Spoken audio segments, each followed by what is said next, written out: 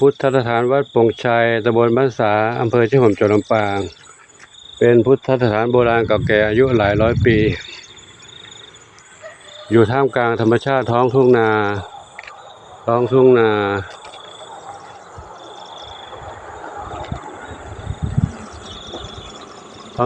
เขียวขจีสวยงามยามเช้าเนาะก็ท่านที่เข้ามารับชมรับทราบจากคลิปต่างๆหรือจากเพจต่างๆที่เขามาได้มาถ่ายมาทำให้กับทุกท่านได้รับชมเนาะก็สามารถเข้ามากราบไหว้พระสักการะได้เนาะที่นี้วัดโป่งชัยซึ่งมีปีนี้พรรษานี้มีพระจำพรรษาอยู่2 รูปมีหลวงปู่แล้วก็พระนพดลที่นี้มีนอกจากพระแล้วมีอีกหลายร้อยชีวิตที่อาศัยอยู่ที่นี่นะคือน้องเหมียวกับน้องไก่น้องเหมียวน้องไก่น้องเหมียว100 ชีวิตน้องไก่อีกเกือบ100นะน้องเต่าน้องกระต่ายน้องหมาน้อยอาศัยอยู่ที่นี่นะเป็นสถานที่สัปปายะเย็นสบายภายในวัดมีสังเวชนียสถาน4สถานที่ประสูติตรัสรู้ปฐมเทศนาและปรินิพพานซึ่งจำลองไว้ที่นี่นะ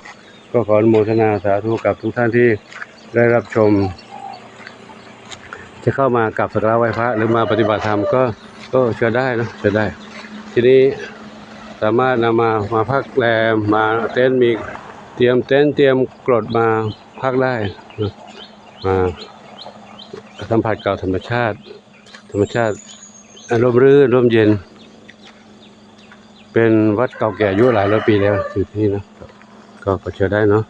พุทธสถานวัดโป่งชัยตำบลบ้านสาอำเภอชื่อหอมจังหวัดลำปางหรือว่าท่านสามารถเข้าไปค้นดูได้ใน Google ได้เนาะพิมพ์เข้าไปเลยวัดโป่งชัยลำปางวัดโป่งชัยตำบลบ้านสาอำเภอชื่อหอมจังหวัดลำปางครับก็สามารถจะทราบและเห็นจะรู้ได้นะมีเรื่องราวหลายเหตุการณ์ที่เกิดขึ้นที่นี่นะที่ลงในคลิปในข่าวในช่องต่างๆครับก็ขอเชิญทุกคนหาดูได้เนาะสำหรับคลิปนี้ผมขอ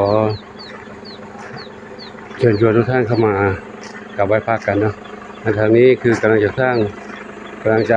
งพุทธคยาเจดีย์ศรีโป่งชัยให้สร้างตรงนี้นะสร้างเป็นลักษณะเจดีย์แบบนี้เจดีย์นี้นะลักษณะนี้องค์นี้คือต้นแบบจำลองตัวนี้นะแล้วหลังจากนั้นก็จะสร้างตัวนั้นด้านนี้เป็นวิหารเก่าแก่อายุหลายร้อยปีวิหารเก่าแก่อายุหลายร้อยปีแหละสันนิษฐานว่าน่าจะ700 ปี600-700 ปีนะเก่าแก่มากตัวนี้เหลือเพียงซากปรักหักพังนะก็ขอเชิญทุกท่านเข้ามาสัมผัสมารับชมมากับสักการะไหว้พระกันได้เนาะกับสำหรับที่นี้ขอพิธีวันนี้ขออนุโมทนาสาธุกับทุกท่านได้รับชมขอจงพบความสุขความเจริญมีความสุขกายสุขใจสมปรารถนาทั่วกันทุกคนทุกท่านเถิดสาธุอายุวันโนสุขังพระลัง